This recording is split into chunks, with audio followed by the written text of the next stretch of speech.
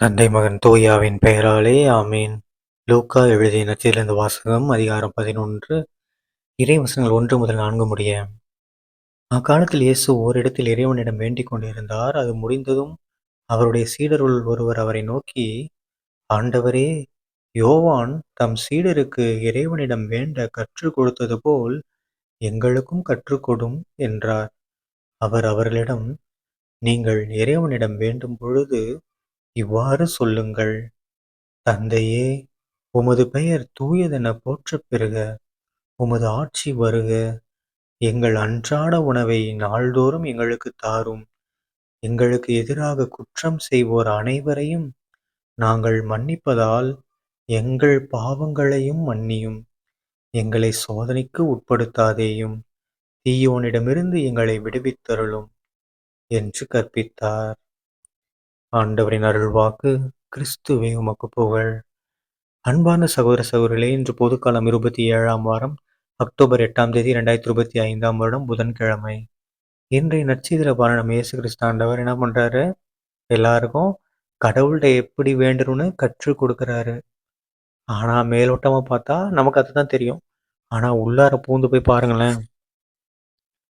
அதாவது ஒரு சீடர் ஏசப்பா கிட்ட எங்களுக்கு எப்படி ஜெபிக்கணும்னு கத்துக் கொடுங்க அப்படின்னு கேட்டதால தான் ஏசப்பா என்ன பண்ணியிருக்காரு? சொல்லி குடுத்துருக்காரு. ஸோ, நாமளும் என்ன பண்ணணும்? ஏசப்பாவுக்கு தெரியும், இவங்களுக்கு சொல்லி தரணும்னு தெரியும். ஆனா நம்ம போய் கேட்கணும். ஓகேங்களா? கேட்டா மட்டும் தான் ஏசப்பா வந்து குடுப்பாரு. கேளுங்கள் கொடுக்கப்படும். ஆனா கேட்காமலே செய்வார். ஏன்னா அவருக்கு தெரியும். ஆனா நீங்க கேட்கணும்னு அவரு நெனைக்கிறாரு. ஓகேங்களா? உங்க மனதை அவர் பக்கம் திருப்புனா தானே. நீங்க மனதையே அவர் பக்கம் திருப்பாம, அவரே குடுப்பாரு, அவரே குடுப்பாருன்னா எப்படி குடுப்பாரு? கரெக்ட்டா?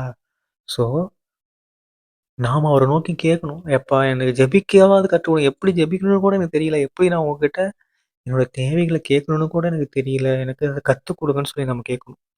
ஓகேங்களா? அப்படி கேட்கும்போது அவர் நமக்கு எப்படி கடவுள்ட்ட வேண்டணும்னு சொல்லி நமக்கு சொல்லி தருவாரு. ஓகேங்களா? தூய ஆவியானவர்ட்ட நம்ம கேட்போம் தெரியுங்களா? "எப்படி நான் ஜெபிக்க வேண்டும்? எதற்காக ஜெபிக்க வேண்டும்? கற்றுத் தாரும் ஆவியானவரேன்னு" சொல்லுவோம் இல்லையா? ஸோ நம்ம என்ன பண்ணணும்? இயேசப்பா கிட்ட எப்படிப்பா ஜெபிக்கணும்? எனக்கு ஒரு சில தேவைகள் வேணும்னா நான் எப்படி கேட்கணும்? உமது திருவுளத்தின்படி நாங்க எப்படி கேட்கணும்னு சொல்லி நம்ம எல்லாரும் ஏசப்பாகிட்ட வேண்டுவோம். ஓகேங்களா? அவரு கேட்காமலே தருபவர் தான். ஆனா, நாம கேட்கறதுக்கு கேட்கணும். ஏசப்பாட்ட தானே கேட்குறோம், கேட்கணும். சரிங்களா? தந்தை, மகன், தூய ஆவியின் பெயராலே ஆமென். இயேசுவுக்கு புகழ். இயேசுவே நன்றி. மரியே வாழ்க. இயேசுவின் ரத்தம். அல்லேலூயா. Praise the Lord.